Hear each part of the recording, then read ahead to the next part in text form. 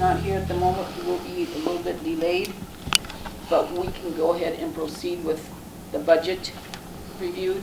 Mr. Grau, please. Thank you. So as we've done in years past, we've got a little summarized presentation to go through the budget. Council has detailed budget books in your boxes if you haven't picked them up yet. Excuse me. The detail of the budget line item by line item is available on the city's website on the finance page. There's a PDF where you can download the proposed budget. And so Safety Service Director Frost and I are going to go through and tag team our presentation like we've done in the past. So our agenda is similar. It's exactly the same as last year, actually. So we'll just go through, I'll kind of go through a little bit of talking about how we account for stuff. The major operating funds, the major operating departments are what we're going to kind of hit for the most part tonight. For the city, I always like to go over fund accounting. It's a little confusing if you're not used to it. Fund accounting is we've got separate funds for essentially certain departments that their revenues have to be used for certain expenses. So the general fund, any of those revenues can be used for any expense. The water fund, for example, like I put down in the last bullet point, we can't purchase a snowplow out of the water fund. The snowplow has to be purchased out of the general fund, or in our case, the street maintenance fund, or something along those lines. So those different funds make sure that the taxpayers' dollars or the ratepayers' dollars for water and sewer is going in for that specific purpose, and they're only going to be used for that specific purpose. Council establishes what the state calls the legal level of control. So when you go through the ordinance, the exhibit to the ordinance, you'll see where it says like employee services, and there'll be a lump amount, and then it'll say all other, and there'll be a lump amount, okay? That is council establishing the legal level of control where myself and the administration might have to come back to council if we want to adjust the budget. So if we need to increase the budget, decrease the budget, or adjust the budget from employee services line items, which is payroll, down to all other, which is non-payroll, or vice versa. If we wanted to move some budget out of non-payroll and up into payroll, we have to come to council. Anything within those blocks, so anything payroll related, I can move budget around without council's authority. Same thing below, we always say above the line, below the line. Below the line is everything non-payroll, so if somebody needs if something breaks and they need something fixed, but their repairs and maintenance budget is already exhausted, but they have some budget available down in equipment or in supplies or something like that, I can take $1,000 and move it out of supplies and up into maintenance so that they can write a purchase order without coming to you guys for every single budget adjustment. Mr. Brown? Yes, ma'am. What about if it's over 1,000? It can be, as long as it's within that budget that you've approved, I could move $400,000 out if I wanted to. Yeah. Once you guys establish that level, then us city administration, department heads, we just have to play within the confines that council approved for that budget. The general fund. General fund revenues, as we go through here, I'm going to pretty much tag team most of the revenue stuff. Ken's going to tag team the expense stuff. The one thing before we get too far into it that is not included in the budget yet, there are two significant things that are not included in the budget yet, and that is the amphitheater and the industrial park. And that primarily is due to we're still doing a lot of design work. We're wrapping up design work on both of those projects. And so we don't really have good estimates to even put in as a budget number. So what we anticipate, we'll see how it actually plays out, but what we anticipate is once we get those designs done up and we get those cost estimates, we'll probably have a separate presentation to council on the updated design, the updated budget, on specifically the amphitheater, and then probably another one specifically on the industrial park. And so as that information becomes more accurate and more available, then we'll come to council budget adjustments. So that's not included in here yet. On the revenue side for the general fund, obviously 3/4 of our general fund budget is funded by a transfer out of our income tax fund. That's common for all city municipalities. Their primary revenue source is income taxes. The light blue is our property taxes. The darker blue is fines and forfeitures. So that's court costs and fines that have been collected by the court. Intergovernmental revenue is any grants that we might have. Also included in here for the general fund is our local government funding, local government revenues. Investment income is kind of that reddish orange, and then all other. So all other is going to be all the permit fees, license fees, all those relatively small amounts. A little schedule. It's also in your packets. I always try to include, and this is also in your books in a lot more detail, but I try to include the last couple years, full year actual, so all of 2020, all of 2021, this year's budget, 22's budget, this year to date actual receipt, and then next year's budget for revenues. So from 20 to 21, total revenues in the general fund only changed by about $72,000, about $10.6 million. This year, that increased to about $11.6 million, but that's because earlier this year in 2022, you all approved a $1 million transfer into the general fund for the land acquisition for the industrial park. So that's why income tax transfer bumped up to $9 million, and then next year we're budgeting it to go back down to $8.6 million because we don't have that transfer for the industrial park. So revenues next year look like they're budgeted to go down by $287,000, but that's primarily due to we're not budgeting or we're not transferring an extra $1 million for another industrial park next year. Does that make sense on the revenue side? We're about 85%, so I always try to put the collection percentage October year to date. We're 85% of where we thought we would be budget-wise, and that's pretty darn close to what we are every year around October, 10 months through the year. And so I'll turn it over to Ken to go through the expenses on the general fund side. Hi. Hi. Were you just using arrows back? Yes. All right, so general fund expenditures by categories, you see the biggest expense here with the 67% security of persons and property, which is your police, your fire. Me, actually, I'm in that category.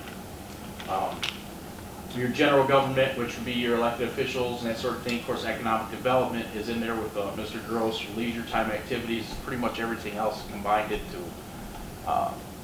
one category, which would include parks and some fund that we use to do some of the other things as far as downtown Fremont Inc. and stuff like that goes. So anyways, the biggest part of it is security of persons and property, 67%. That's a lot. General fund expenditures by department, you can see here going line by line. Expenditures for 2022, for example, what's a good one? Diversity inclusion expenditures. Your Chuck 2020, that was obviously because she was only here for a little while, and then of course 2021's actual 2022 budget went up with a little bump in her pay increase, and in year-to-date actuals, 82,000 is right about where we want to be. So it's going to be up about 9.6%, as you can see the category on the far right, and that particular line item I believe is still 100% grant funded. So it did get bumped up a little bit, but the mayor is working with the mental health board to compensate for those wages that doesn't come out of our funds. So I know that there was a question about that earlier, so I just want to clarify that. Same thing, security of persons. There's police, fire, other public safety. Most of the expenditures are down a little bit, slightly. Not a whole lot, and a lot of that has to do with the fact that our departments are so young. We haven't reached that top pay scale, so to speak.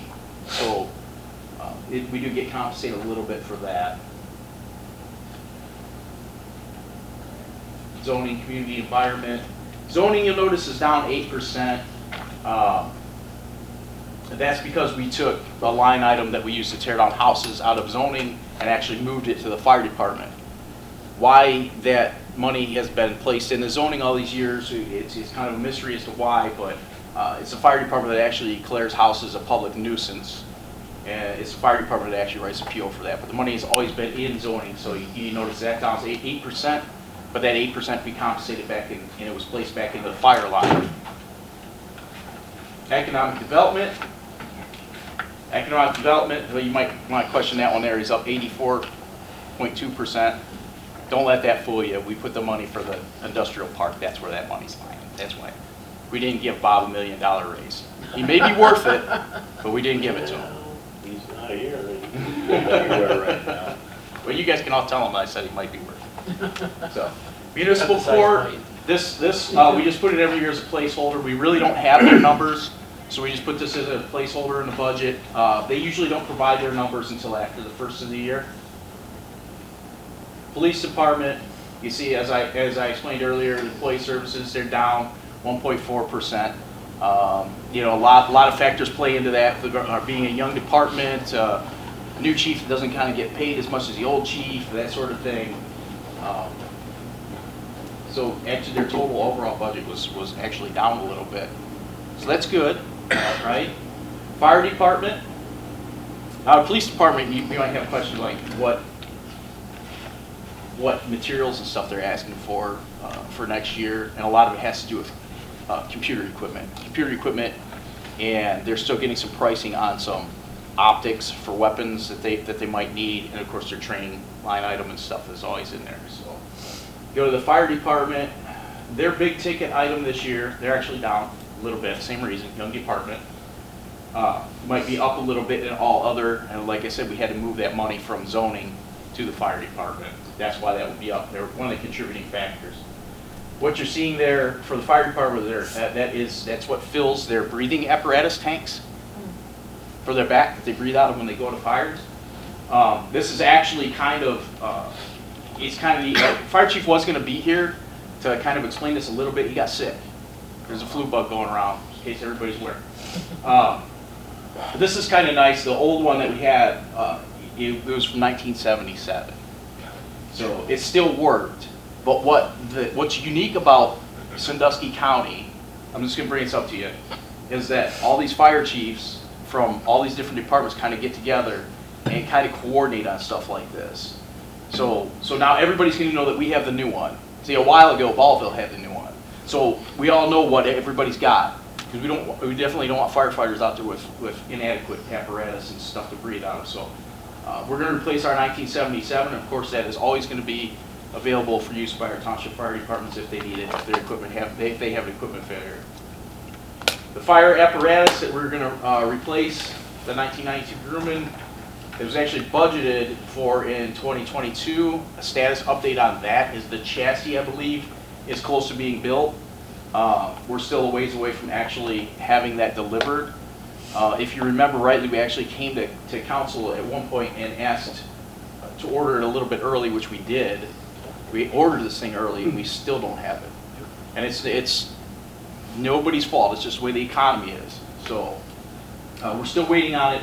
I know that the fire chief had sent a couple of firefighters down to where this is being built to actually check on it a while ago. So we're keeping tabs on it. We definitely don't have it yet. Wish we did. Parks department. Parks is down a little bit. They didn't really ask for anything other than a truck. I mean, these guys work hard, and they usually get the hand-me-down trucks. Not complaining about, they never complain about it or anything. They did ask for a new truck. We said they actually asked for 2 new trucks, which they need. They do all kinds of work in the city. So what we did was the water reclamation center actually asked for a new truck, a maintenance truck. The maintenance truck that they have is not that bad. So it would be good for parks. So we're gonna transfer that over from the water reclamation center to the parks. So they're actually going to get 1 new truck and then 1 used truck to do the trash and stuff around town. You guys see them picking up trash and leaves and stuff like that. That's what they need it for. just a way for us to try to save a little bit of money. The Kubota RTV, you see these big orange things that they ride around on with the lights on and stuff. That was actually budgeted for this year on back order. You're going to see that a lot in this presentation. I got 2 other departments order the same thing. Haven't seen them yet. Have no idea when they're going to come in. Ordering stuff was a real challenge this year. I think not just for us, but for everybody. Did you want to do the income tax count? Yep. So income tax on the revenue side, this is pretty similar to what we see every year. More than 2/3 or more than 3/4 of our income tax revenues are from withholdings from our businesses around town. 14%, the aqua blue, is from our actual business net profit income taxes. The blue is 7% for individuals, and then we have a couple small pies for penalty and interest, and then we have kind of a generic reimbursement line item. And what that is it's a reimbursement of our retainer. So we pay Rita a retainer based on how much they think they're going to process for us. Excuse me. And then once the tax year's done and they reconcile how much time they actually used on the city of Fremont, the balance of that retainer in the following year is actually refunded to us. So as you go down through on the detail, withholding is doing well. 2020, we were just shy of 7.5 million. And then in 2021, coming out of COVID, a little bit more people working a little bit more hours, a little bit more higher staffing back up. It cleared just over 8. This year, I believe we started with a budget of 8, and then I actually got with the county to increase our estimated revenues up to 8.3 because withholding's doing pretty well. And then business, I normally budget $1 million. I've budgeted $1 million. Today is actually the 10th anniversary of me being auditor. I started December 1st of 2012.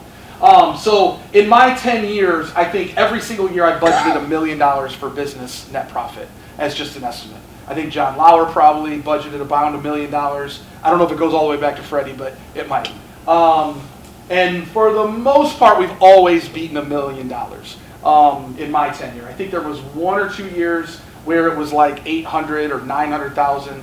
So I've always kept it at $1 million. But now, as you can see, 2020 we were at 1.3. 2021 we were at 2.3.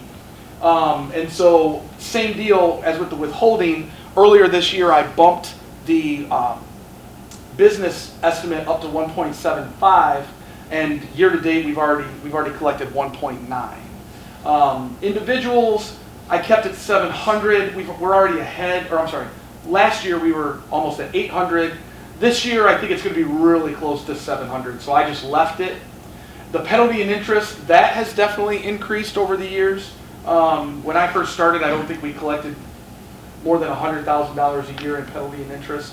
But due to some of the changes by the state legislature, not in the city's favor, we've been a little bit less apt to work with people on penalty and interest and collected it.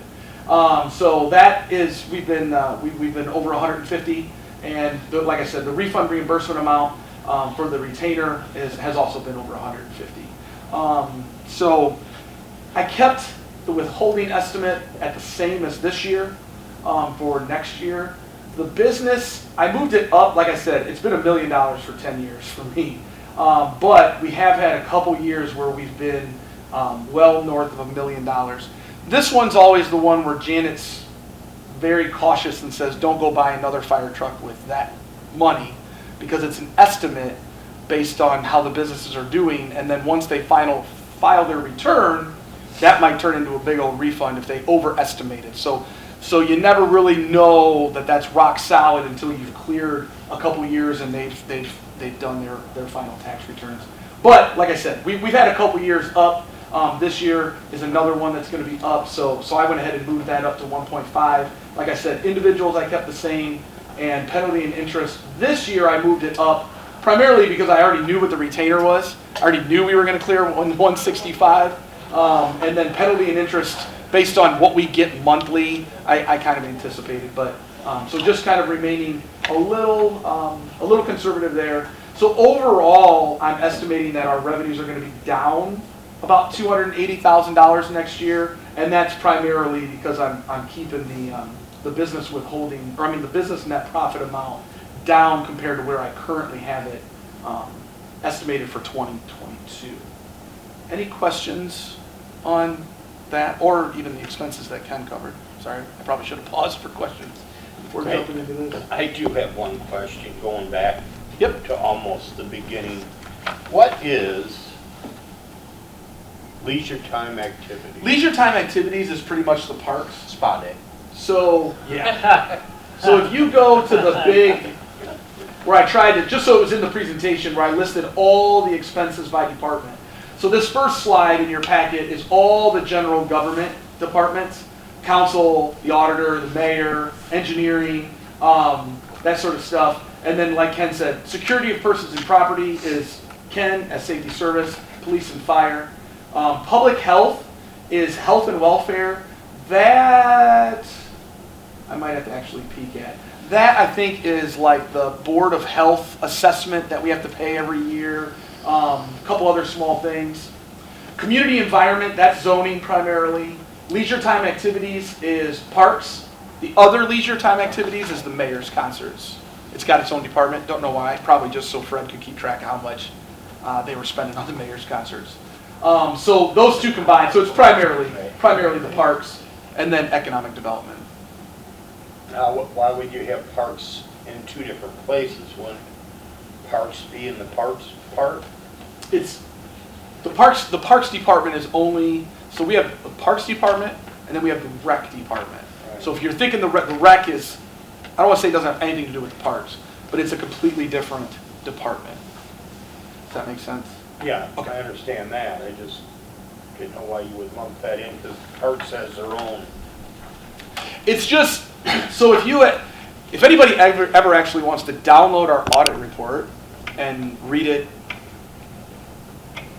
this weekend when Michigan's rolling like you did last week, Seriously. you guys had plenty of time in the fourth quarter to look at the budget. Fourth quarter of the Michigan State. But if you actually looked at our audit report, these expense categories are exactly what you would see on our audit report. So I just do it for anybody that might actually try to reconcile the two. That why is the budget listed the parks department, but on the finance report, on the audit report, it says leisure time activities. So I just try to keep the categories consistent, and then those are also the categories. The revenues are the same categories as your monthly reports that I email you guys. So yeah, it's not really in two different categories. It's just the overarching category for where parks gets plugged in the annual financial reporting is leisure time activities. Okay. Any other questions? I'll jump back into income tax. Whoops. So the income tax expenses are pretty much Janet, our income tax administrator, and her office. So employee services is that payroll. All other, that primarily is refunds and the retainer for RETA. So we budgeted $500,000, but the retainer for RETA is actually probably about $300,000 or $330,000. And then refunds is probably right around $200,000. So then that leaves about $30,000, $40,000 for heat, power, repairs, supplies, stuff like that. The transfers, that's always the main part. So the transfer for debt, that is a transfer that we transfer out into a different fund where we actually pay the debt payments. And the two debt payments that we have two of them. One is a bond issue related to the, I gotta think for a second. Oh, I'm sorry. We don't have the bond issue anymore related to the rec center. We used to. Now it is the energy project and Garrison Street, which we still haven't paid off yet, so we've got a budget amount in there. The general fund obviously is the transfer out into the general fund itself. Capital is $500,000 going out into the capital improvement fund for street projects, Cottage Street Bridge, that sort of stuff. The transfer for recreation is the transfer into the rec department's fund. We have a separate fund that handles the rec center and all the program, the rec, the youth activities and stuff like that. And then the last one there is the safety equipment fund, and that's where we annually transfer money into a separate fund to build it up, so that way we can just cut a check for that fire truck that costs close to $1 million rather than taking a loan out for $1 million fire truck. Or the police cruisers that we started doing a few years ago. Mr. Brown, Yes, ma'am. how's the rec department doing? We'll get there. Oh, okay. Yep, they got their own slides. All right. So, but that's where the income tax dollars primarily go. Obviously, mostly to the general fund, and then we'll get into the other funds that they go into. This is just me saying exactly what I just said, what funds, or where the transfers are going. So any questions on the income tax fund, revenues, where we're transferring it, all that fun stuff. All right. Public rec, ask and you shall receive. Councilwoman Reese. So, as we go around the wheel on this one, the line green is that transfer in. It's $360,000. For the most part, the whole time I've been auditor, it's been $360,000. Every once in a while, it got bumped once when we bought the Zamboni, and it got bumped once, I think, during COVID, because we still had some payroll and stuff, and we weren't collecting much money. So other than those 2 or 3 years in the last decade, it's really been $360,000 every year, which is pretty good that it's been that stable, and we've been able to generate more revenues to cover the increasing costs by admissions, program participation with kids and people signing up for rec activities. So that's the light blue one. That's the program participation slice of the pie, about 14% of the rec department's revenues. Admissions is 30%. When we get to the next slide, you'll be able to see admissions has really done well. Obviously, in 2020, the admissions are going to look like garbage because of COVID. But Cody and the rec staff to get information out on Facebook and sending information home to the schools, to parents and stuff like that, they've really done a good job of bolstering admissions and program participation. The purple is rentals. That's primarily rental of the ice rink by ice hockey teams that rent our ice for their practices. The burnt orange, red orange is our concession money. So all the concessions that we sell at the rec center, at the ice rink, at the parks during the summer, whether it's Roger Young or Anderson, that's about 8% of our revenues. And then all other, which isn't a whole lot else that they collect. So as you can see, like I said, 2020 obviously is going to be an outlier. But even if you compare, I kind of wish for this one I would have put 19 up, just so we kind of had a pre-COVID year, just so you can kind of look and appreciate how well the rec staff has done on especially those top 2 revenue line items.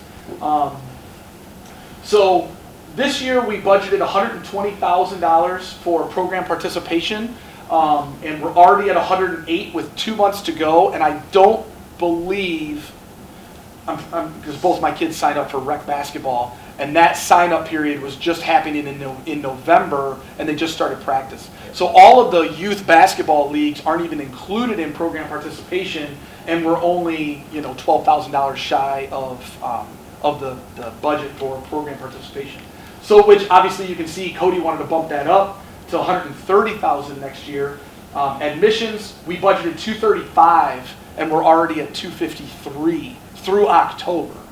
So that really tells you how much people really have been utilizing the rec center. And this includes, admissions includes daily admissions coming in to use the pool just on a day, or it also includes memberships. Whether it's a corporate membership, if one of the area businesses buys all their employees a membership, we have several that do that. That's lumped in here, or if anybody just buys a regular annual membership.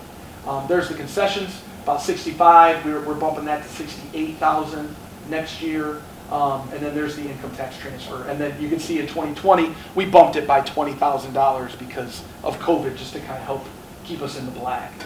So overall, we're 90% collected through October, which is really good. That's ahead of pace, which is why we bumped it next year. So we've got a little increase in there overall, about 5% on the revenue side. Any questions on rec revenues? Cool. I'll let Ken, whoop, yep, On the rec center, then, that it's holding its own, yep. it's not Well, needing. we're still transferring money in. Correct. We're transferring money, yeah, we still technically subsidize it, But it hasn't gone up. yeah, it hasn't gone up, and then if you look in the actual books, the budget books, you can see, in the budget books, I'll have the last couple of years actual, will have revenues, expenses, and the change in the fund balance. So you can kind of see how those funds actually finish at year end if we were in the black or in the red, which for the most part is always in the black. Any other questions? Cool. I do. On the chemicals and all that we use in the pool, Yep. has that fluctuated like our, It's a little, It fluctuated a little. not like the. The difference there is We that gotta put a little on that water area. treatment plant spends $1 million on chemicals. sure, And the rec department's budget for chemicals, because that's a separate line item. right. And so, their budget was $10,000. So even if it goes up, it doesn't move the needle quite as much when you're looking to spend $1 million. But I will say, in 2021, we spent $4,000 on chemicals. Year to date this year, we spent, well, pool's closed. We spent $8,300. Say that So it again more now. than, so in 2021, we spent $4,000. In 2021, we spent $8,000. So So it doubled. And then we budgeted $10,000 for next year. So it definitely is increasing. A little bit of that is also weather dependent on when we open it, when we close it, that sort of thing. The timing can. We're gonna have to get a committee together, I'm saying this as a group here, to focus on this increase with the water, and, I mean, that's astronomical. Yeah, the It's problem out of with it hand. is that there's not a whole lot, we talked about it a little bit last time, like with the sludge hauling. We've looked at some options, but the problem with the chemicals is that you need certain chemicals to treat the water, and then we bid it out. It's not like we just go to a specific vendor and we buy whatever chemical we might need from that vendor, and we could get it cheaper if we shop around. We annually bid that out. Yeah. Ken and I just opened the bids for next year like 2 or 3 weeks ago for the chemical budget, and so. But, you know, we discussed this the last meeting, and it was like, what keeps them from, and I revert back to the EPA, you know, they can throw anything at you when you're a company like Brush or. Right, yeah, there's always those And- unfunded mandates that you gotta And deal with, I hate whether it's to- private business or even Hate to the keep cities prying, and but I mean, counties. this, I mean, when it increases the way it has, Yep, that's our taxpayers' dollars. yep. Well, if Big you read, time. if you read in the news lately, the first order of business is urging your congressman to vote to keep the railroads from going on strike, which Yeah, transports much of those chemicals. And if that Yeah, strike well, happens, that's that a would- much that would larger- really hit a monkey There's a lot wrench. that goes into it. that's a Into much it, so- larger, Yeah, but I'm just saying. I know. Any other questions on revenues before Ken quickly goes over? Okay. First off, thank you very much, Councilman Sleek. I appreciate those comments, and you're 100% correct. This is, you know, there's a Well, lot if of there was any things of our that are gonna warrant a further discussion when we're discussing budget in the future. Chemicals being a major player in that. The recreation department. First off, I want to just bring up a point. They're doing really good with like admissions and programs and stuff, but we also have to take in consideration that the more programs you have, the more expenditures I have, because I have to buy the T-shirts, the trophies, and whatnot. So they're doing good, and I'm glad that the community is using the facility like they should be using the facility. But we're not making money off of it just yet. We still have that, and I don't think we ever will. I think we'll always have to transfer that $360,000 into it. So the rec center, you can see there's slight changes. They're up a little bit. Some tenures in there. The only thing that they really have is the gym floor recoating. If you remember, a few years back, I don't remember what year it was, but we actually completely redid the gym floor over at the rec center. In 2017, I believe. I can't remember offhand. Somewhere around So I there. was thinking 17 or 18, it might have been 18. So now we got to go back and to maintain it, we have to recode it. So that's the $10,000 expenditure there. backboard height adjusters.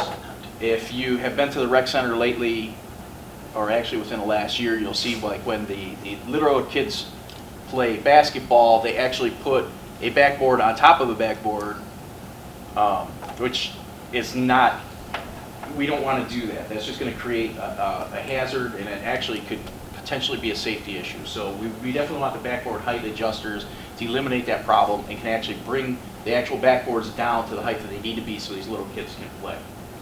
Tip and roll bleachers, need new bleachers in there, and these are just a little bit easier for Cody to manage to get them on and off the court. And these volleyball standards. The volleyball standards that they're using right now, I think, are original. They're original. Are they? So you got, they're what, 20 some years old, 21 years old? And we want to get those replaced. How many roll-off bleachers are you looking at? I believe there were 4 sets at around $3,000 a set. Because we have some against the outer walls. Right. But Cody was explaining to Ken and I, like, we've had a lot of the basketball tournaments with like the Ross Elementary and the league that they're in. And so the crowds that they've been having, they kind of need to have more bleachers in there. And so they've brought in the outdoor bleachers, but they're not built to put on that brand new floor. They're not rolled, they're not rubber. They got the 2x4 bottoms and they're not easy to they don't roll because they're meant for outside. And so Cody really talked to us about getting those in so they're easy to tip, roll them up against the walls, and then when we have those big Saturday mornings, Sunday morning or Sunday afternoon elementary round robin, I don't want to say tournaments because it's just a whole day of games on their schedule, that they've got more seating because the crowds over the next couple months out there with those those little kid basketball leagues have been really, really big.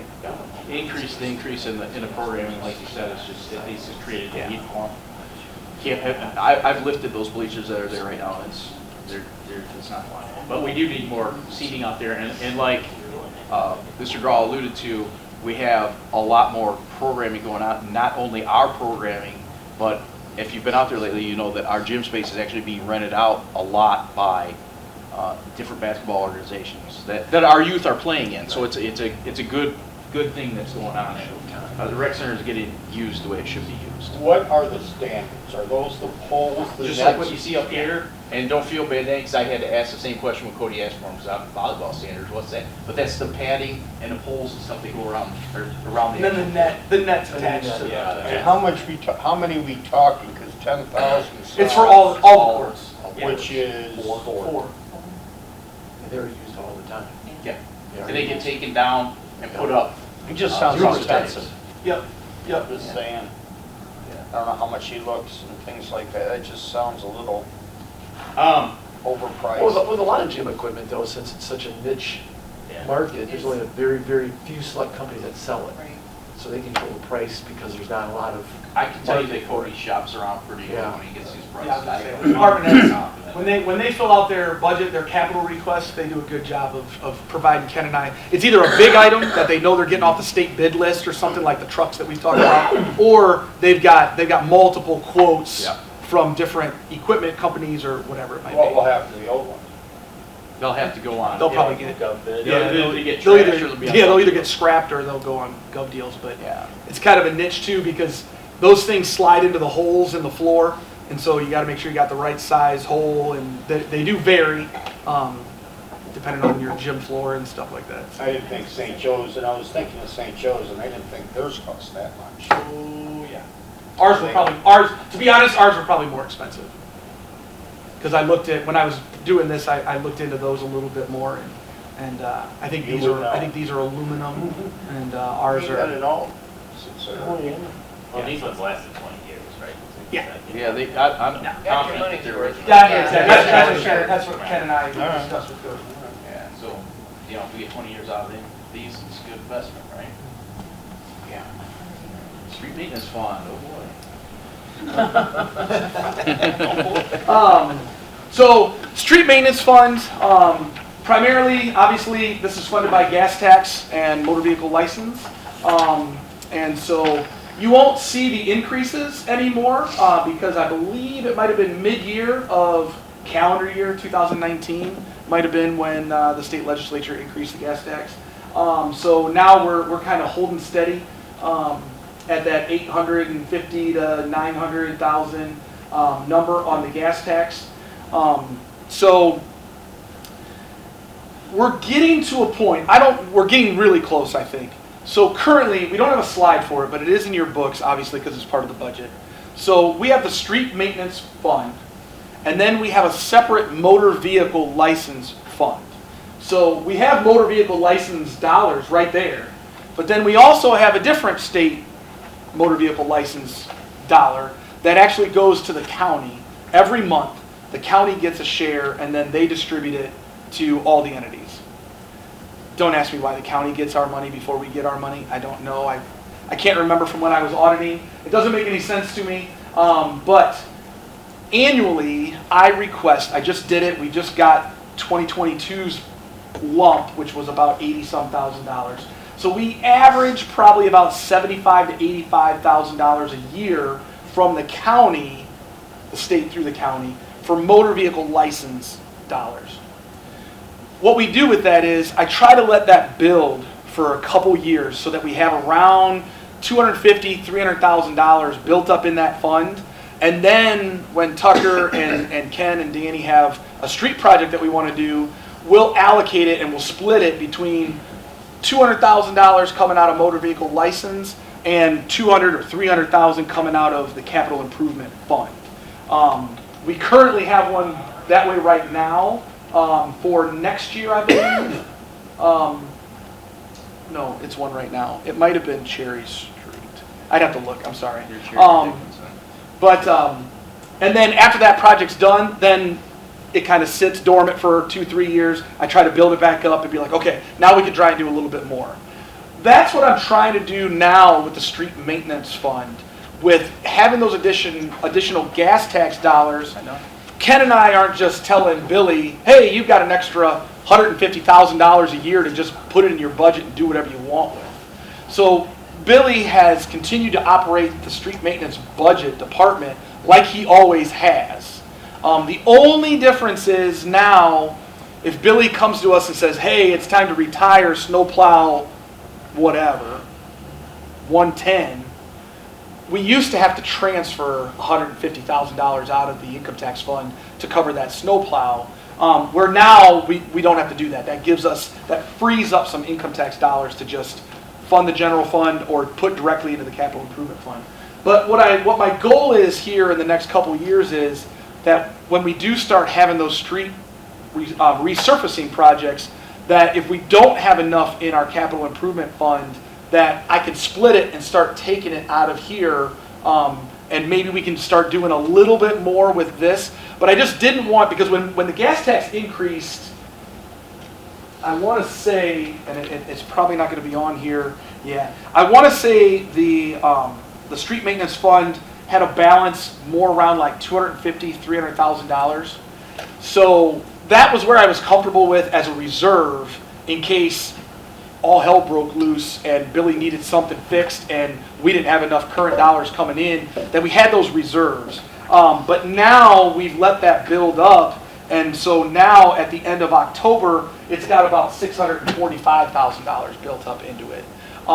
And so, like I said, now we're getting to a point where I could take $200,000 or $300,000 and kind of bolster the street maintenance or street resurfacing program as we go. So I know that was a question during the levy, and that was always part of our plan.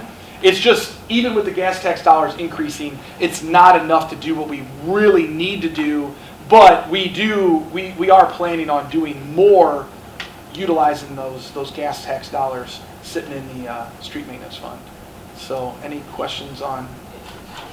Not specific to the budget, and I think I've asked this before. Like, since I have a plug-in vehicle, when I pay the extra to register, how does that show up to us? Does it show up in a gas tax or in the motor vehicle? It's not going to show up in the gas tax. Gas tax is, I Strictly believe, the gas. I believe gas tax is just going to be the gas tax collected at the pump. I'm not sure on the vehicle registration. I don't know if the vehicle registration comes through as the state motor vehicle license money. Yeah. It might, pay a premium. because it did increase. So there's your, Right, well, that's why I There's wondered, your is that what we're gonna see moving forward? I'm not sure, because it hasn't, the needle hasn't moved quite No, like right, really, yeah. really enough for me to notice, but it has gone up. But some of that also, might be just the economy. People aren't, Right. buying new cars to get new licenses or something like that, so, yeah. Any other questions? Cool. Kent can go over. Street maintenance department, to hit the highlights on this, budget for employee services payroll decreased. It was due to retirement. We had an operator, one of our longtime operators, retired. Congratulations to him. So that brought us down just a little bit. Street maintenance department street department also asked for a mini excavator. This would be to assist with more of the pothole repairs. We do have a lot of potholes in town, and that they have to. Yeah, we do. I can point them out to you later on if you want to show you where they're at. But this has actually helped them do these repairs a little bit more efficiently and effectively, and hopefully we can curb some of this. The whole idea this year was streets. What can we do? Because obviously our levy didn't pass, right? So everybody's mind is kind of geared towards what can we do to save our streets as far as crack sealing program and stuff like this, and just trying to come up with new innovative ideas to do things. New salt spreader, hopper insert for the existing truck. One of our trucks, the salt spreader's bad, we definitely need that. And like Paul said, that these guys do a good job of going through their budget and really pricing stuff out.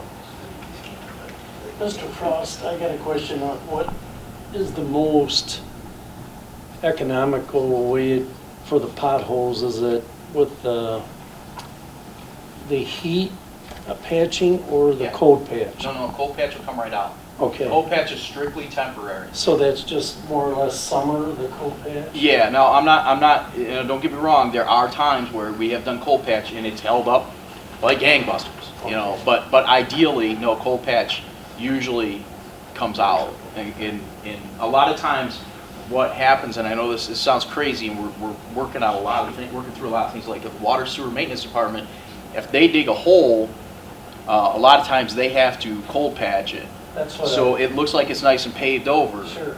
Well, then in the summertime, you'll see the street department out there digging out where it's nice and paved over because they gotta dig it out to put the hot patch in. Okay. So that's why you see that's kind of That's- duplicated that's the sometimes, question, and 'cause everybody's that- like, that well, why do you wasn't- do that? That's why, because that stuff will pop out in the middle of So winter. cold patch is just maybe a very temporary, It's a very temporary, it's one of those things kind of like flex tape or whatever you call it, flex seal. You don't know, I mean, it could last forever, but you could leak tomorrow. you right? don't want to Why go would- out, you don't want to take your boat to put in Why- bay with. Right. Why would the city even bother using that cold patch? Because if we don't, then you'll just have a big hole, and we can't drive on it. Right, when there's a water break on a Saturday night. Yeah, 'cause- And if you yeah. dig a hole. Yeah, and they're using just a tamper, Yeah. basically. Yeah. So that's why they do that, because it'll just be a big huge hole. Just a quick question. Yeah, no problem. No, I appreciate it. Any other questions on what Billy and his crew are doing on there? They're all doing a wonderful job too, by the way. Yes. Capital improvements.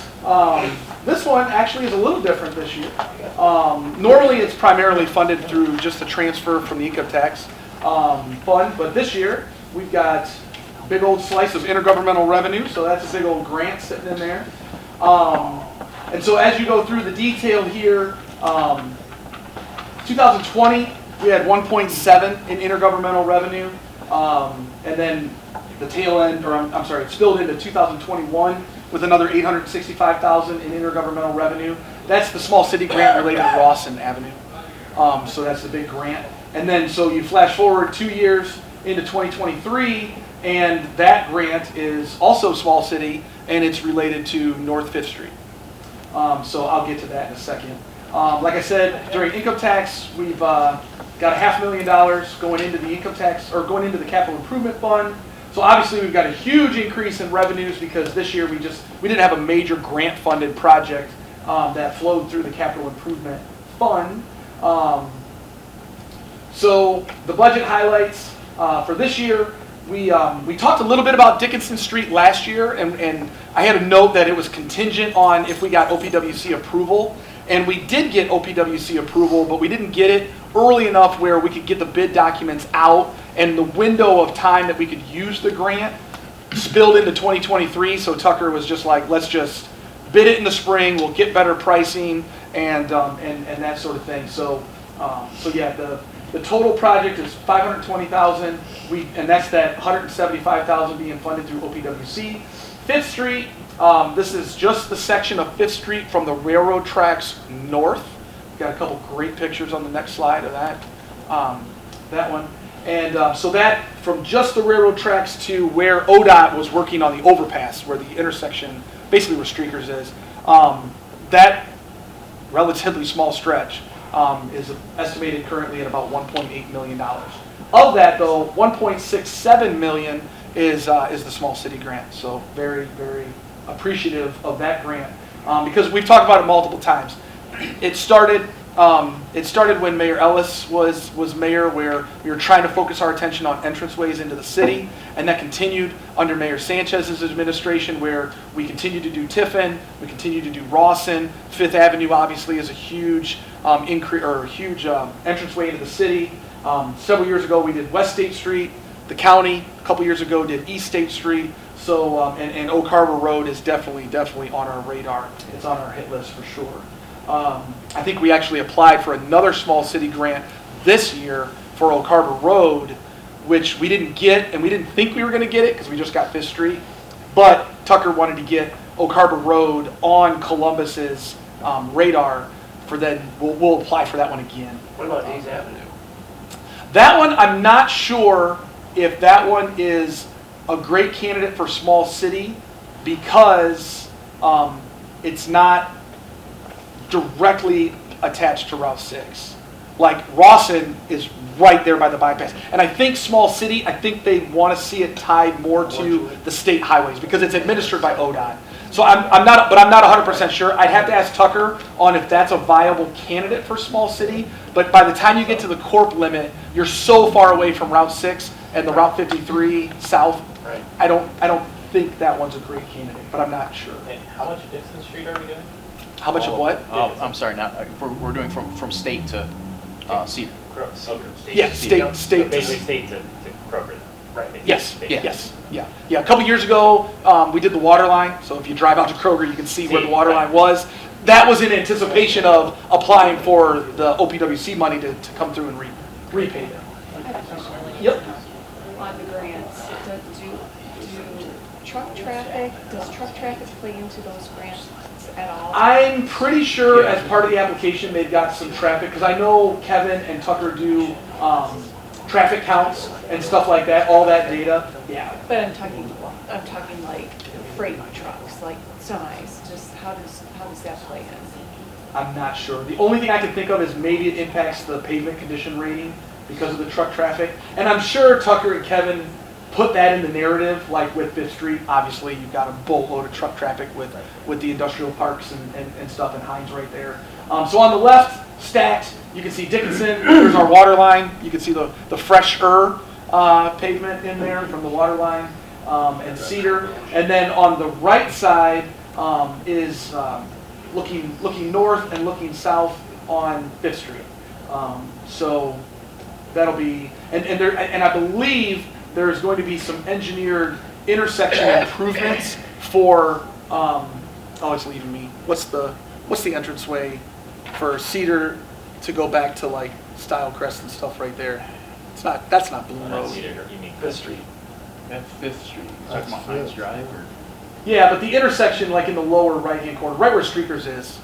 There's that intersection there. right. I think it's Hines Drive. Hines Drive. Hines I think Drive. there's some turn lane expansion and Yeah. stuff that's built in because just navigating that for the trucks is just Yeah, it's gonna get atrocious. a little bigger. So yeah, there's some lane turning and stuff like that involved in there. What about, like Holly was saying about trucks? Do they consider state routes? Is there also a tie-in with, state, city routes, business routes?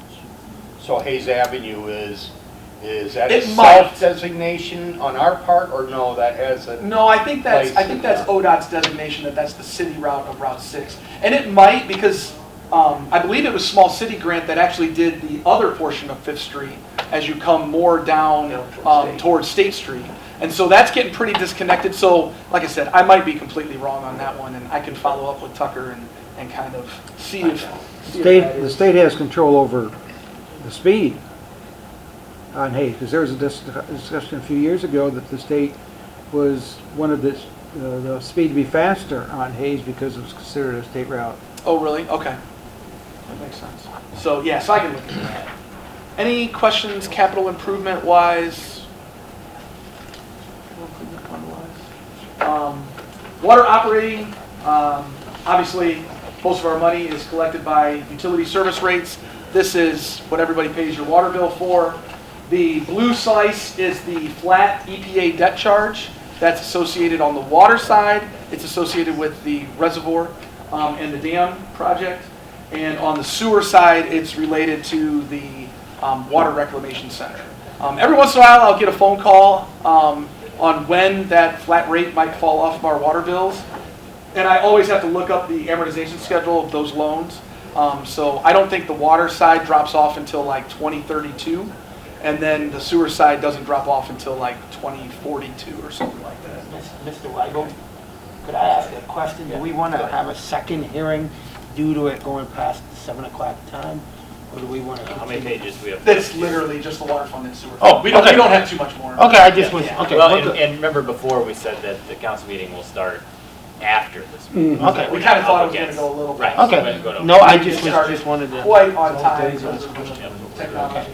Thanks. So, on the revenue side, the revenues have been holding pretty steady, which you would expect. We haven't had a water rate increase since 2016. We talked about that a little bit at our last council meeting. So we've been, on the water side, the user charges have been hanging out right around 7 million, 6.9, 7 million. We kept the budget the same for now, but I do have a note on the next slide, or one of the next slides, that the city administration, just like the mayor said at our last meeting, we're definitely looking, especially on the water side, at what we might need to do for water rates. We do have a contract with Jones and Henry to do a water rate study, but that we don't anticipate being done until maybe like summertime. And when we were preparing the budget, we might need to take a little bit action on the water side sooner than wait for that rate study, and then just use that information and build it into the rate study. The EPA debt charge, again, normally around 820. I always budget 810, and so relatively stable. And I'll turn it over to Ken for the expense side of Right, things. and as you can see, on water operating expenses, our water office, houses 7%, water treatment plant 45%. Improvements in other, it's our water sewer maintenance, water maintenance about 11%. So our water operating expenses, we'll go into our water office. So this pretty much stayed the same, with the exception of since Vicky obviously retired, so it went down a little bit there, but since the integration of Vicky and who we had in that position before, since that person left, we've actually been able to reduce the number of personnel in the water office by one. So we're able to save a little bit of money there due to their effective work. So now we have 2 full-time people and 1 part-time person working in our water office. We are saving a little bit of money there. Water treatment plant, this is our expenditures. This is where you see your chemicals. Yep. I mean, it is what it is. We had a budget of $1 million, and I think, do we have a slide that shows what it was in the past? Yeah, the next slide, we've got Next a little slide. bit more detail on Yeah, let's jump some up of these to line that. items. You can see even heat and power is up, and you'll be able to see that in the next slide. Which does bring me up to another point. We did do that energy savings program a while back. That is effective. I get reports on that, and we are still coming in at the guaranteed rate that they guarantee savings for. But the price is just going up on everything. So we're just, I can only imagine what we would be paying if we didn't have that energy program in place, because it would probably be astronomical. Everything's up. Even lagoon cleaning is up. So, that being said, to your point, chemicals, look what we pay in 2020. The sludge hauling, 2020 is 60,000, then it's up to 70,000, and year-to-date actual we're at 54,000. 2023 we have to budget 150,000 for it. So 3 years later we've got to budget $150,000, and 3 years later on our chemical side we had to budget $1 million, and I'm not 100% certain that we might need to come back and get more for that. Correct. So more to come on that. And these are real issues that we have. And the, these are real issues. in this little schedule here, the improvements line, I've got that little carrot. This is down by the water treatment plant, down by the park. We've got 3 lagoons where, as they treat, and we've got the spent lime from some of the chemicals, some of the product we use, and so we use the ponds to store it so that we're not constantly hauling it out. We have 3 ponds. When I first started, I worked with Steve Lamalley on budgeting 1 pond cleaning every year. And then so it was kind of easy to budget. Each pond cost at that point around $100,000 to $120,000 a year, or per pond, which ended up being per year. So we would do 1 pond per year, and by the time we got done with the 3rd pond, the 1st pond was full. And so then we'd go back and clean that. But it kind of, but now you can see in 2021, we actually spent $500,000. Now I think we did clean more than 1 pond that year, but I don't think we cleaned a full 2. I think we just had good rates or good pricing, and so Tucker was like, we better have them clean the next one too, even though it's not ready to be clean, because we know the prices are going to go up per unit even higher. So I don't have the historical numbers to put it on my schedule here, but just if you went back to 2015, 16, 17, we were like right around $100,000 to $120,000 a year for lagoon cleaning, and now it's roughly $350,000 to $400,000 on the lagoon cleaning. And so, and that's a little bit of a combination of the unfunded mandates by the EPA on what and how those that material can get hauled and disposed of. And then the other thing is that we typically only have 1 bidder on that, and so that hamstrings you a little bit. Right. But there's not a lot of people around that do that type of work. So We just did the sludge hauling bid for next water reclamation, and the numbers were right. we're going to rebid it. That kind of proved what you were talking about. It's there. Okay. Water sewer maintenance, budget highlights they're going to put up a hoop building. There's a building back there that's fallen down that they store materials in, aggregate, stuff that can't get really wet, soil. Hoop buildings, you can go up and kind of protect that from the elements. There's our Kubota that nobody can get. It was budgeted for this year, and it didn't come in. I have no idea if it even is going to come in for the next year, but we have it in there. So, other than that, they're pretty solid over there. Water improvements and other. And this department is kind of like in the income tax fund. We just transfer money out of here to pay for our debt related to certain things. So the first bullet point there is the 2012 bond issue. That was issued in 2012 for the expansion of the water treatment plant associated with Calpine, or the AMP Energy Center now. And so that is falling off in 2024. So that'll free up some cash flow on the water side. And then the water share of the energy project, and then the reservoir loans is just shy of $2 million a year. That's that. That's where we're getting. There you get to talk about What comes in. And this is going to be pretty. This is going to be pretty quick because it's pretty similar to the water. Just keep rolling. That's what I will. The only thing I'll do on this one is on the sewer side, we've got a federal grant. We talked about this a little bit off and on throughout the year. This is related to the North Street sewer lining project that we applied for through the state ARPA money. And so that came through the Department of Development. We got $1 million to help with that project.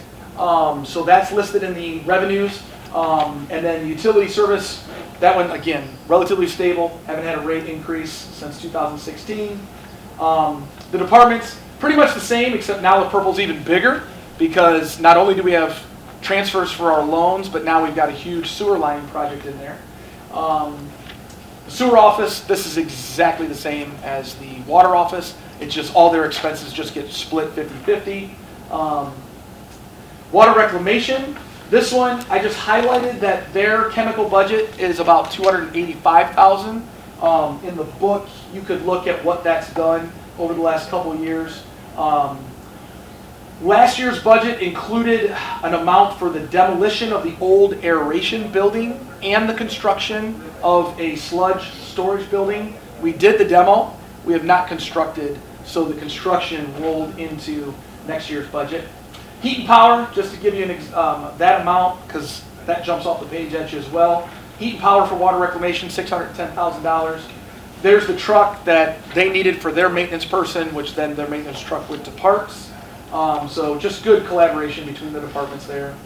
Sewer maintenance, exact same slide for Bobby's department. Same thing, water sewer maintenance, virtually a split 50-50 unless Bobby Ward knows this is only going to be used for something related to sewer, or this is only going to be related to something related to water, and then he 100% takes it out of one pot or the other. And then sewer improvements and other, this one went up a little bit. So we have sewer replacement and lining projects. So we do have $1 million for the North Street sewer. Very appreciative for the $1 million. The only problem is that North Street sewer lining is going to cost $3.6 million. You guys have already authorized that contract to be signed. We've already got that all ready to roll. They just haven't started it yet until the spring. And then we're also going to start looking at the replacement and separation of Krogan Street. So kind of what we've done with Garrison and what needs done on every one of these streets going up and down the hill. They're all basically in the same shape, but Krogan is kind of the next one in kind of the downtown area that's on our hit list. There's a lot of traffic going up to the library and up to the park, and with the Dora, it runs up against that and stuff. So we're looking to do a replacement and separation along Krogan, and then we're going to try and get our ducks in a row then, kind of like what we did with Dickinson. Take care of the underground stuff, and then come back through hopefully relatively soon and get that repaved. And then the transfer out for the water reclamation loan, just shy of $4 million for that one. This year, Danny, I want to try to get Krogan. We're going to do everything we can to try to get it this year. Cindy kind of asking. Any questions related to, yes ma'am? Paving so. I just want to know, where is this sludge storage building going to be constructed? Sludge storage building constructed a water reclamation plant, and what that is that okay. we do the sludge hauling, which the bids came in extremely high. We're going to have to go out and rebid it. If we get the sludge storage building, we're able to store the sludge until we can get a grade A rating, and then they can take it and put it on farmers' fields. So it's going to save us money. This kind of goes into what we've talked about with the whole EPA thing. Rather than hauling it away, part of the deal with constructing the water reclamation center was to be able to get a grade A product that we don't have to dispose of, that we can get to farmers and they can utilize and stuff like that, and then it'll save us some money on the back end there. Any other I got questions? one quick question. Sir. We went to digital meters for water reading. Yep. He said, oh, it's going to save us all this money in the long run. Do you realize that at all? It's not, the water meters weren't going to save us money. The water meters were going to make us money. Yeah. Because we had a number of really, really old meters, decades old meters, that were inaccurate meters. So people were getting water through the pipe, but it wasn't maybe metering how much water they were actually getting, so they were paying less than what they were actually using. And so we have seen a little bit. The problem with that is that the information that I see on the water side, it includes AMP.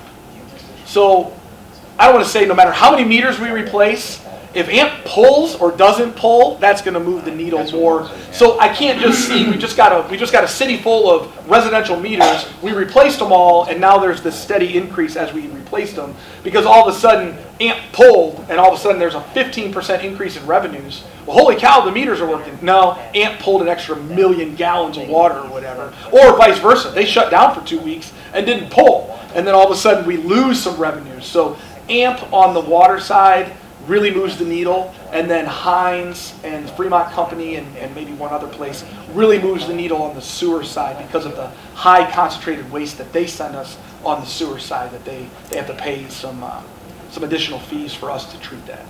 So it's in there, and if I got with Haley Foose and broke down the utility accounts by residential meters, and if we could just total that up and not have the large users in there, you probably would see a nice steady increase in revenues, even though we didn't touch rates, which was the whole point of the meter program, to just increase revenues by just having everybody pay their fair share for what they were using. Well, like our energy saving efforts that we did with, are we going to realize that somehow? Are we already seeing? Yep, that's what Ken was talking about. Ken gets a report every year that they look at our utility, and so they're looking maybe not at the overall price tag because of what current rates are doing, but they look and compare at what the rates were and what we're saving on just based on usage, because we have more high efficiency bulbs or fixtures or whatever it might be. So yeah, Ken gets that report. It's just hard to get it reflected in here because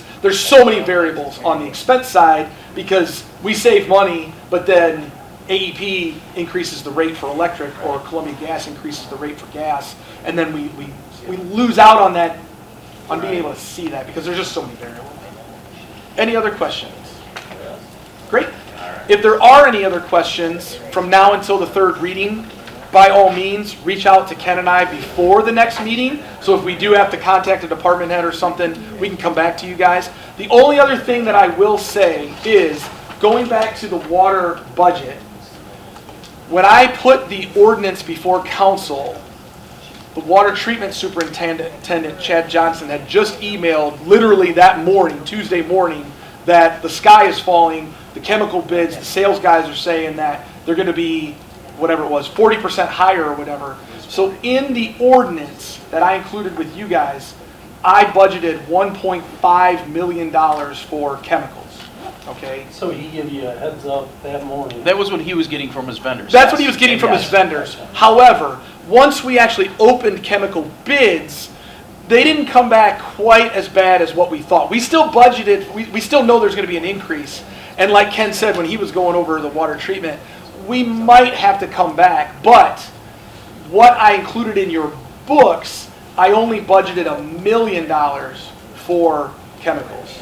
So what I would like council to do is make a motion to amend the budget ordinance and reduce that number down by $500,000.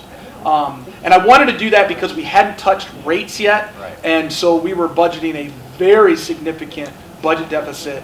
But once we got, though, a little bit better numbers in, Chad Johnson at Water Treatment felt more comfortable keeping it at $1 million, and then in the fall, he'll be able to reassess where we're at and what it's going to take to finish the year. So if we can get a motion to amend the ordinance down to $500,000, I haven't even looked at it to see what the grand total would be, $500,000. Tonight, or do you want it the next week? I don't care, as long as it's done before they pass it. And then I'll provide the clerk with a new exhibit that has that reduction. I want to ask you and Mr. Frost, out of all the data that you guys have gathered from the departments, would you agree with me and council that our chemical is the one that really needs priority? Yeah, the water fund in general. I mean, there's a lot of things that move the needle for our the taxpayers. I mean, with the way it has climbed. Correct. Yeah. We really need to focus on the problem is, I mean, there's not a whole lot you can do. I mean, Yeah. I'm just gonna be honest, there's not a whole lot you can do. I mean, there might be a few processy things Yeah. that the treatment plant and the operators might be able to fudge a little on how they treat it, but the problem is, and we've kind of, at least I got that lesson when we were building the Water Reclamation Center, that you build the treatment facility to treat a certain way. So our treatment facility might treat water out of the river differently than Tiffin's might, or Defiance's might, or even Clyde's might. And the same thing with our Water Reclamation Center. Our sewer plant treats sewage completely different than any sewage plant around here. And so how those chemicals are used differently, but more importantly, they're used because the treatment plant is designed to treat that certain way.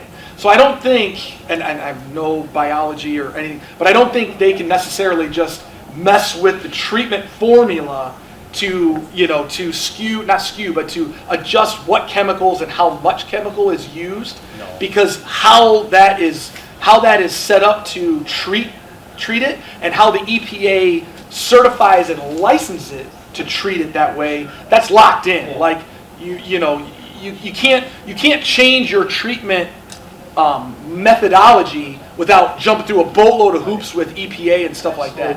So I get that. it's So hopefully, And yeah, like we I said, agree it's a priority, this and we're is- definitely this having is- conversations. this is putting anything on anybody, Right. or I'm No. holding somebody. And the mayor's office, I'm saying has re-kickstarted, and I think we're starting to meet more often with our water sewer group meeting, which includes all the department heads in the water fund and the sewer fund. And so, yeah, they're flushing all that out. Maybe we just need to collect more rainwater. I can tell you, Mr. Sleek, that our Still got department heads are cheaper very, water. very conscious, and they take it to heart, and our department heads in all those departments are looking for more Well, I innovative know ways how to I do feel things. if I came and had to tell you it jumped up Oh, yeah. every year. Oh, yeah, that's not, Oh, for sure. that's I not a put fun myself conversation in for that them to come position to as a us. manager. The good part is we've got a good team here. We really do, and if there's a I- way to get it done cheaper, that we'll find a way. Totally agree. I just, man, Anything else? we're in the wrong business. Any committee member, remaining council member question? Cool. No, thank you guys, the committee will stand adjourned. You starting without me? Please rise for a moment of silent prayer and the pledge. I pledge allegiance to the flag of the United States of America and to the republic for which it stands, one nation, under God, indivisible, with liberty and justice for all. Well, hello everyone and welcome to City Council.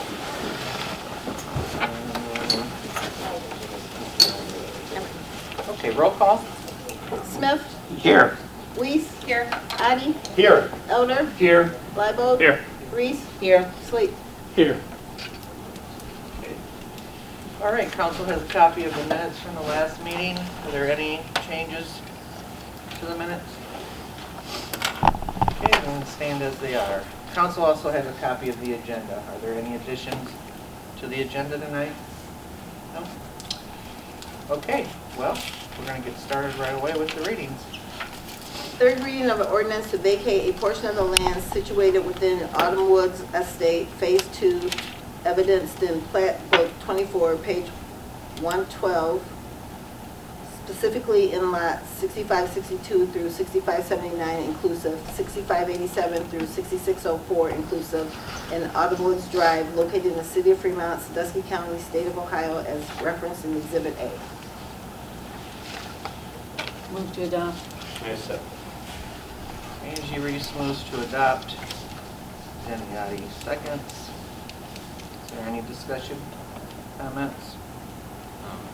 I see we have a resident from down there. Did you come to observe, or do you have any? Just observe, I'm supportive of the plan. Oh, good. Thank you. Just one comment, Okay. Madam President. I wish the owner was here. I know he had mentioned some of the lot that he didn't want to be developed, you know, maybe rezoning that into preserve or something of that nature. And I would encourage him to do so if he could provide some accessibility to the residents down there. So if you do have some preserve and maybe there'd be a walking trail or something, if it's not really that buildable, and if you've driven down there, you can see it's mostly grown up and over. So I hope he's able to do that. I did go and view the property right there off of Cemetery Road. Oh, Cemetery. Yeah, it's very nice, you know, he had some flowers, wild flowers planted there. He was helping somebody else, so he couldn't stand there and talk too long, but he did tell me about how he wanted to extend it more. You know, to me, it looked like a big, wild hallway. You know, it was picturesque, and it would be a nice place to go walking, you know, and seeing the sights and like that, and that's what I think he hopes to do. I think he's got good intentions. Okay. All right, roll call? Reese, Yes. Patty, Yes. Elder, Yes. Libo. Yes. Reese, Yes. Sleek, Yes. Smith. Yes. Move to adopt. No, you don't No, need we to. already did that. We already did that. We didn't have to do a suspension. Because we're in four. We're in third Gotcha. reading.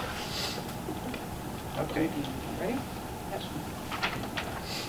Second reading of an ordinance amending chapter 1503 local provisions and included sections 1503.10 definitions and 1503.11 inspection and maintenance responsibilities for the city of Fremont and declaring an emergency. Are we letting this go 3 readings? We can. Okay. And that constitutes the second reading of that ordinance.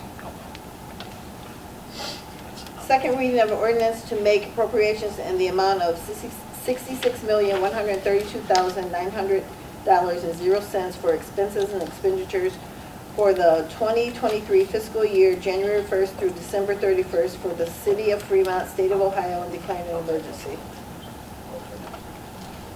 And that constitutes the second reading of that ordinance. Yeah. Madam President, if I could talk on this a little bit, just because I talked during finance about it, I will prepare a motion that I would like council to make at the next meeting, just so we've got all the, I'll have the exhibit printed and everything, because I would like council to actually amend the amount in the budget down by $500,000 due to some changes in the water treatment plant's budget that we were able to kind of make. So we talked about it during finance. We can, obviously, it had its second reading. So prior to the third reading, we'll make a motion to amend it, and then we can pass that motion, hopefully, and then move to adopt. So just a little update. Thank you. Okay. First reading of a resolution authorizing the approval and issuance of a warrant for payment of $9,558.00 to Sandusky County Regional Planning Commission and declaring an emergency. Somebody want to talk to this? What this is? Yeah, this is this bill. I believe we pay this annually. Yeah, this is our annual. And I'm going to say there's probably some clerical error. I was told that we didn't get billed in time. I'm still kind of investigating as to why we didn't have the PO in time. But the bill we had to pay the bills. We paid the bill before the PO was actually put in place. And, so we had the money allocated for it, but I would like suspension rule 4 so we can give them their money. I make a motion to suspend Rule 4. A.G. Reese makes a motion to suspend This Rule one's a little 4. Jim Sleek seconds. Any questions about the suspension of Rule 4? Roll call? Addie, Yes. Elder, Yes. Libo. Yes. Reese, Yes. Sleek, Yes. Smith. Yes. Reese. Yes. Move to adopt. Second. John Elder moves to adopt, or moves to adopt. And Christine Weiss seconds. Any questions or further comments about this? No. Roll call? Elder, Yes. Libo. Yes. Reese, Yes. Sleek, Yes. Smith. Yes. Reese. Yes. Addie. Yes. Approved. First reading of a resolution authorizing the approval and issuance of a warrant for payment of $6,247.24 to serve ice, refrigeration, and declared an emergency. Madam President? Yes, sir. This is for our ice rink. Obviously, we had to get things going because we have ice season. Right. We didn't have the PO in for it. We have the money allocated for it. We didn't have the PO in for it. We had to get the work done and get the ice opened up. So I would ask for suspension rule 4 so we can get that paid as well. I move to suspend Rule 4. And harmony. Jim Slick and Angie Reese The moved band to is back. suspend Rule 4. Somebody gonna second? Christine. Oh, Christine Weiss seconds. Any questions about the suspension? Okay, roll call. Liebald, Yes. Reese, Yes. Sleek, Yes. Smith. Yes. Reese, Yes. Addie, Yes. Elder. Yes. Move to Move adopt. to, I second. Christine Weiss moves to adopt. Jenny Addy seconds. Any further comment? No? Roll call. Reese, Yes. Sleek, Yes. Smith. Yes. Reese, Yes. Addie, Yes. Elder, Yes. Liebald. Yes. Okay, approved. Got through those pretty quick. Okay, I'm gonna do committee reports, and I'm starting with Chris Leibold, Finance and Labor Committee. Nothing additional tonight, Okay. Madam President. Thank you. Just thought you might have one more thing you Yeah, want to right. say. Economic Development Committee, Jim Sleek. Thank you, Madam President. I have nothing at this time. Okay. Streets and Utilities, Denny Addy. Thank you, Madam President. I just received a text from a resident about Park Avenue and Burchard stop signs, and also, once again, the Hayes and Whittlesey. It's kind of been going back and forth. I was wondering if we could get Amanda to get a traffic safety committee together and Sure. talk these things and get it a definitive answer on both of them and go back and forth on them. Sure.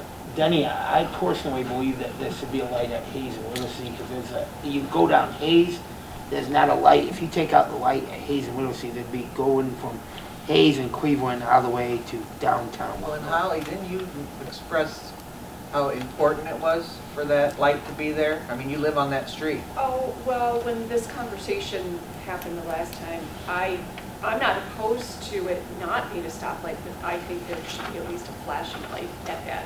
Simply because it is a long stretch, and with Whittlesey being a hill, and we have so many semi-trucks that use Hayes. That's what I wondered, if there was a lot of semis on that road. Yes, there's a lot of truck traffic. So I think if again, I'm not opposed to the stoplight coming out, but I think it should be replaced with a blinking light. Would you support like a four-way stop perhaps, instead of the flashing light? I suppose that would be up to a traffic study. That's all I know. I know it was brought up to me that, you know, we've had accidents at that intersection, but generally when we've had accidents there, the traffic lights have been working. Been happening in the daytime, so it's not something that, Actually, the accidents at Buckland and Hayes are more than anywhere else. Because the flashing light and that intersection. And it's That's hard a to see. dangerous It's hard to intersection. see what And you're looking saying. to the west, it's hard from the... Honestly, that's a dangerous intersection. I also got a text probably from the same person, Denny, about Park and Burchard. I know right when the stop signs went up, the things changed. There were initially about 2 accidents sort of back on back. Were there any more, or is that just a one-off? Just a one-off. I thought I wiped out there. Yeah. And that's what I thought too, that it was just, maybe it had anything to do with the stop signs. I would have to look and see what they, it may have, I don't know, but it hasn't been. Why isn't it a four-way stop? That is a great question that I can only half answer. Okay. If you want here's what I'll do. Okay, so it's a four-way stop because it's a main thoroughfare, and generally you leave the main thoroughfares open to allow for the flow of traffic. And the side streets would be, you know, the intersect streets, and that's where you put up your traffic control devices. That's the layman's answer to you.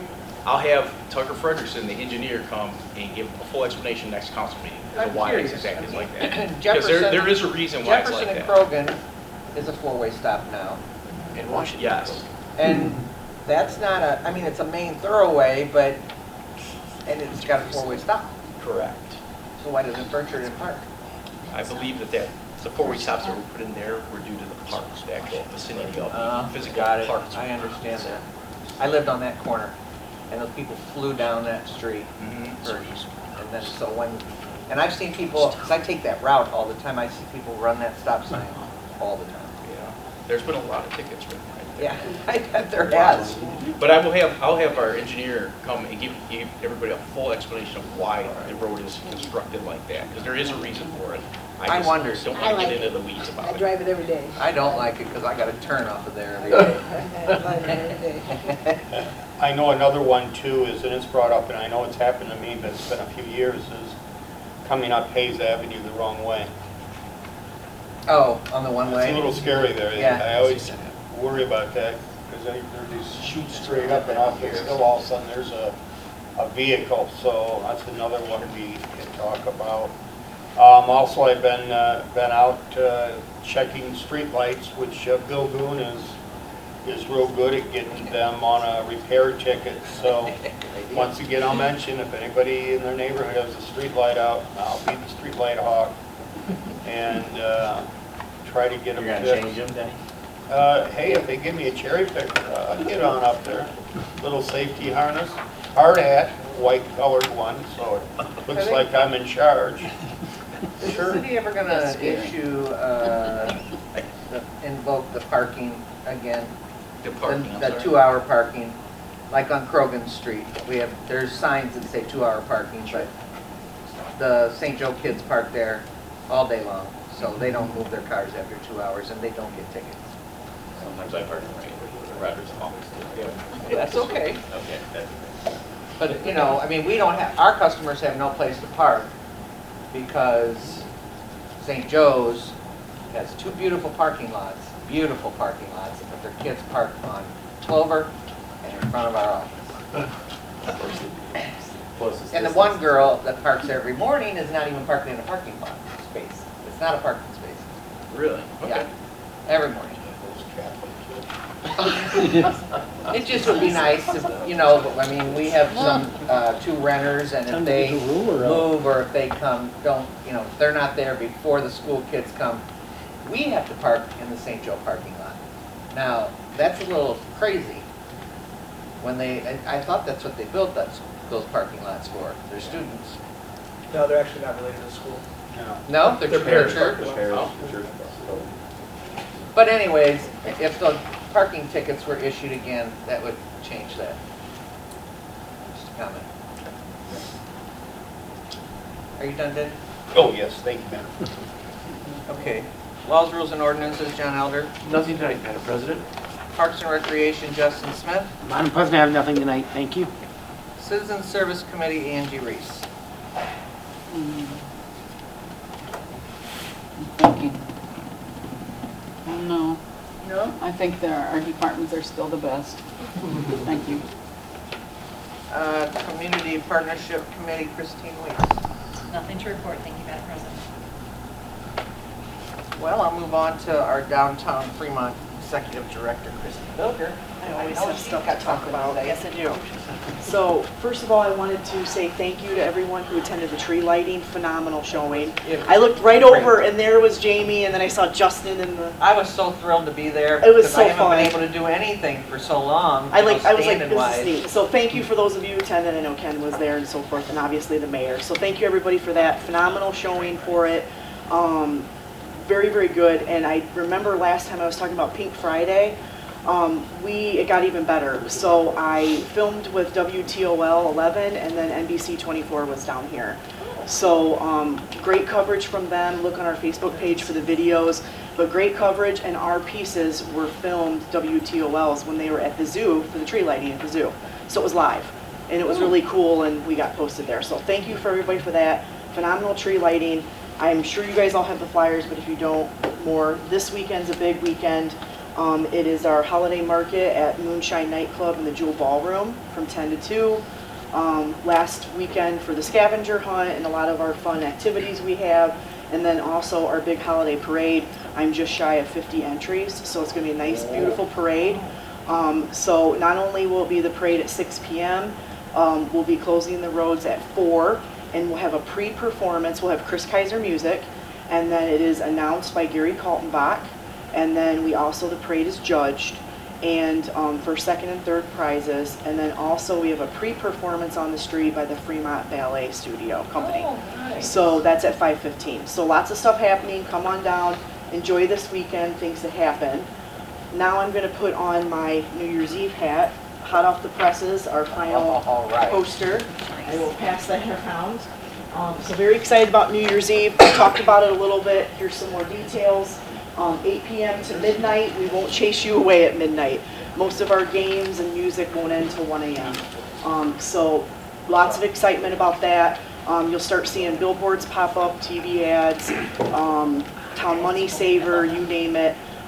So very excited about this. A little bit of the details that you're seeing, what you're looking at is I've told you hopefully about the interactive games, axe throwing, mechanical bull, zip line, and then some smaller activities with like soccer, baseball, basketball, for those that don't want to be too crazy. And then the performers, the opening act is Rick Smith Jr. Who's familiar with him? He's a magician and illusionist. He's been on America's Got Talent, Shark Tank. He's been on Jay Leno. Pretty much every variety show that you can imagine he's been on. He's from Cleveland. He is going to be our opening act from 8 to 9. He's doing lots of fun things, magic, illusion. He's also going to do a big grand finale for his performance. It's going to be Harry Houdini's crate trick. So that'll have interaction from the community, and then also he'll saw his assistant in half. So that'll be fun. So we go from Rick Smith Jr., then we go to our Elvis impersonator. They're the opening acts, have a little bit of a break, very brief, and then we go into old school. And so we have games on the street, the performances, and then I will let you all know about what all the businesses are doing. But most of the businesses on Front Street, Garrison, Bidwell, and so forth are having their own entertainment and activities in their areas as well. So lots of stuff going on. Pay attention to those sponsors there. Can't say enough that helped really make the event happen. And looking forward to it. Lots more details. And we'll have showgirls walking around. Obviously by showgirls, I have to teach people.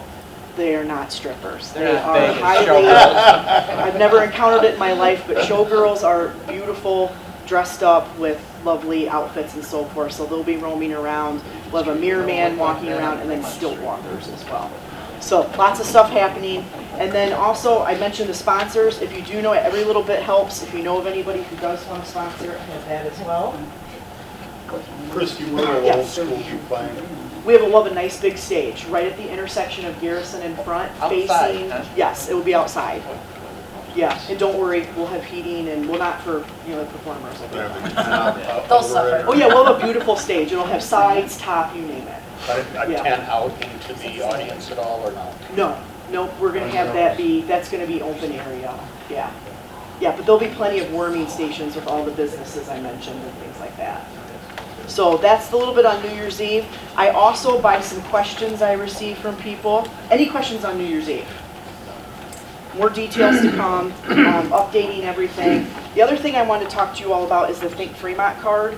Had some nice questions from all of you about it. We currently have 35 downtown Fremont members that accept it. And again, it's an e-gift card, only good at local places. Great gift, or at least make the community aware of it. So I gave you here all the places that it's open to all members. Not all choose to take it, but 35 have. And then this is how to redeem it, and if you want to give it to somebody who wants to know about it, how to buy it, how to pass it on. So I wanted to pass that along because it's great, obviously, anytime, but for this time of year. So any questions? That's a lot, but I think lots of wonderful things happening. I hope the weather cooperates for it. Doesn't matter. We're putting on a show no matter what. It'll be beautiful. Rain or shine. I've had it rain. We've had it 75 degrees. We've had it, you name it. So it'll be great. Thank you. Thank you. Moving on to department heads. Ken Frost? Thank you, Madam President. I do actually have a couple of things this evening.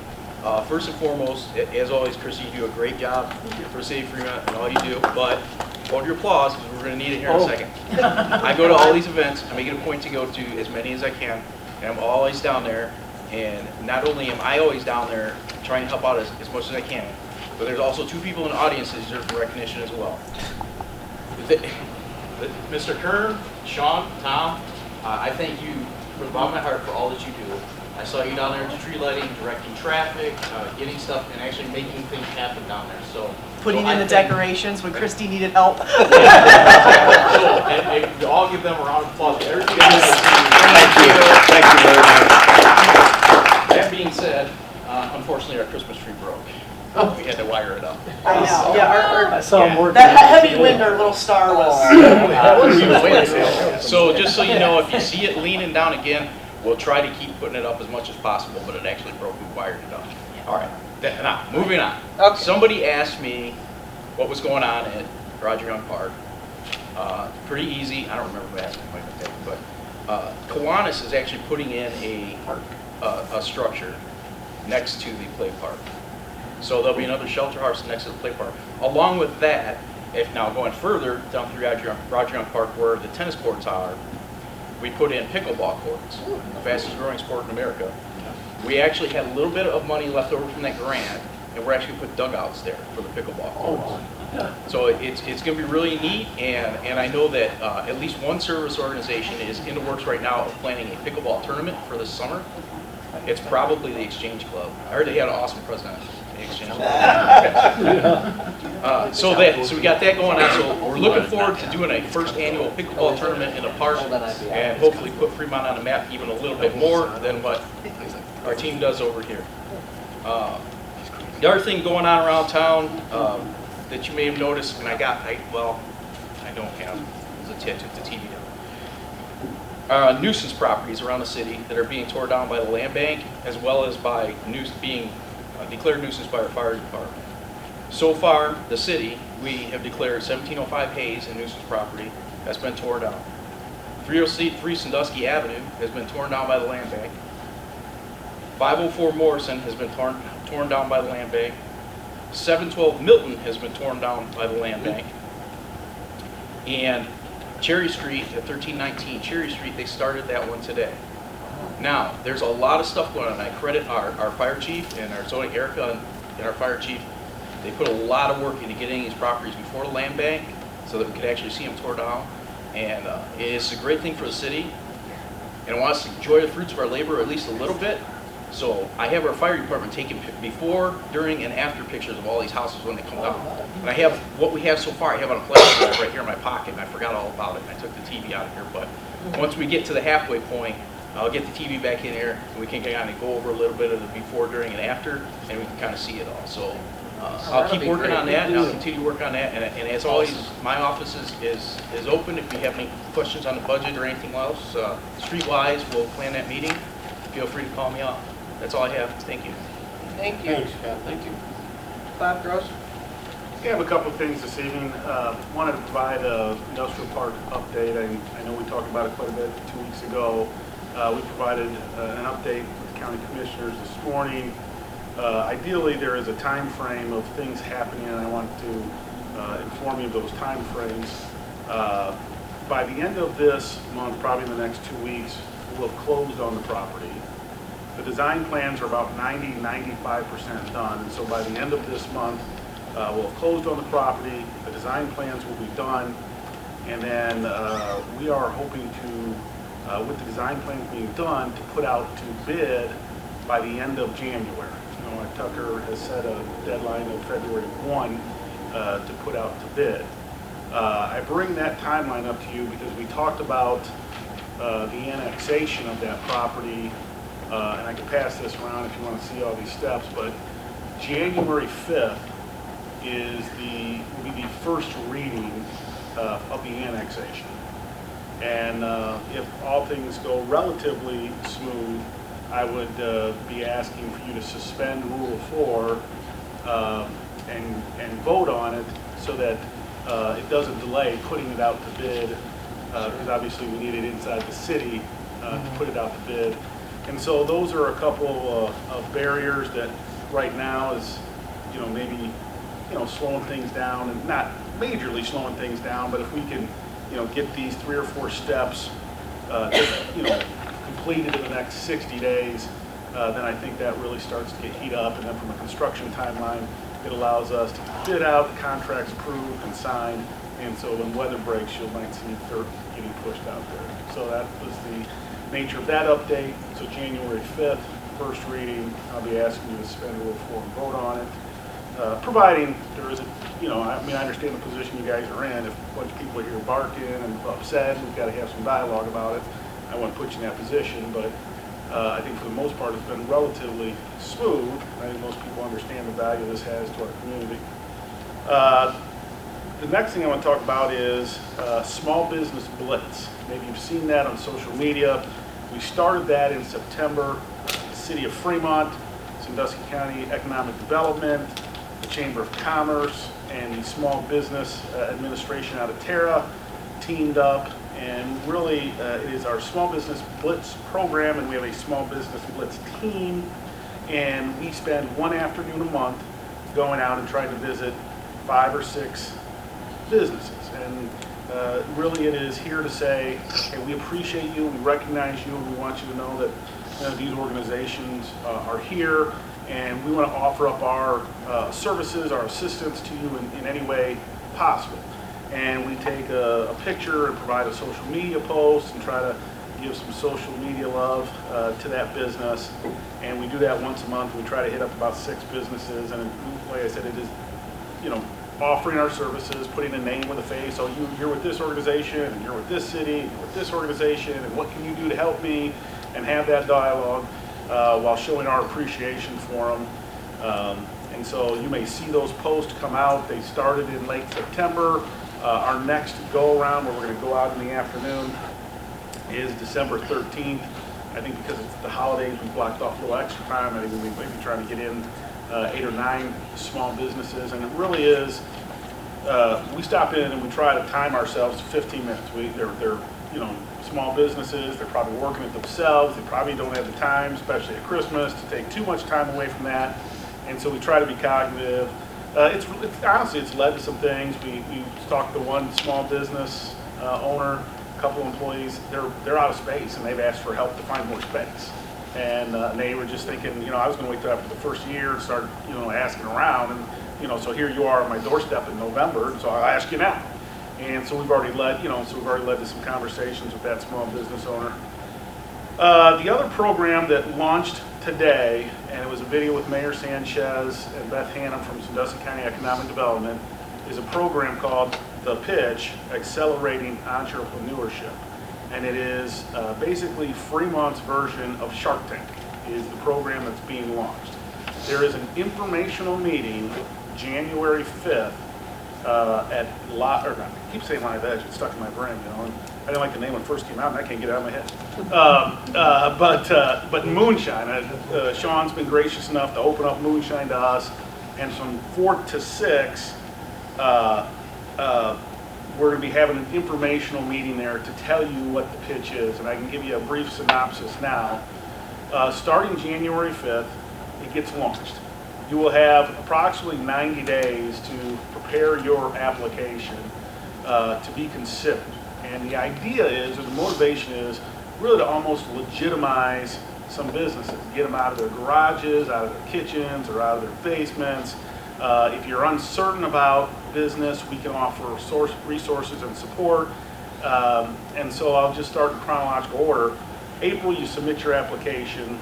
There'll be a committee that'll narrow it down to like maybe 12 finalists. Those 12 finalists will work with Miranda Huffman at the Small Business Administration to put a business plan together, finances and all those things. And then you will move on to another round, and then at the farmers market on August 5th, the public picks the winner.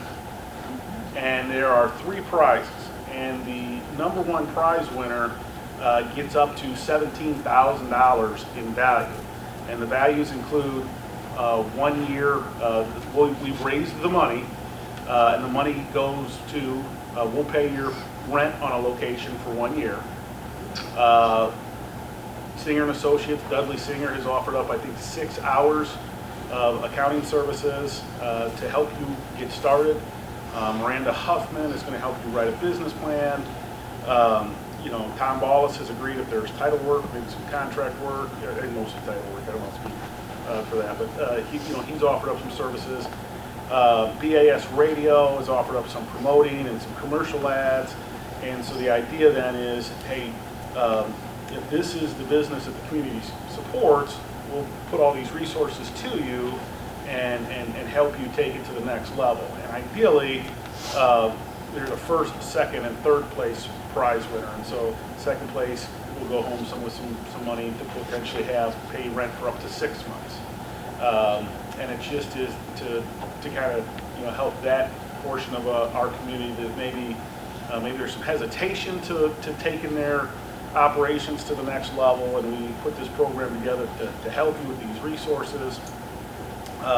Other communities have done this, and really what it's turned out is, while you have a first or second place winner, really the top 7, 8 business really all succeed. And so we were in another community, and they were talking, and we got down to our 12 finalists, and a year later, 7 of them were in operations around town somewhere. Wow. And so just because of the contacts, the conversations, the help with the business plan, the next level understanding, they've been able to go into that next step. And so there's a video that launched this morning. I've had the opportunity to watch that video, and really the video kind of all points you to Thursday, January 5th, Moonshine, 4 to 6, to get a lot of the details and some more of the details I'm telling you now. So those are the big things. And then other than the exchange president taking Kiwanis president's credit for the shelter, so now Kiwanis has gotten some grant money and raised it, and part of the grant money had to be used up by the end of the year, and so we, the engineer's office, along with Mosier's, has been wonderful to work with, to try to get the concrete and sidewalk, and the shelter house that's going to be there is identical to the one that's up by the ball field. So, and the goal is to have that up by springtime.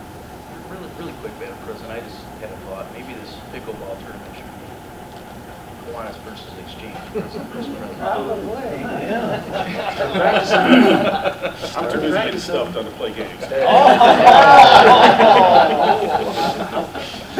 Oh boy.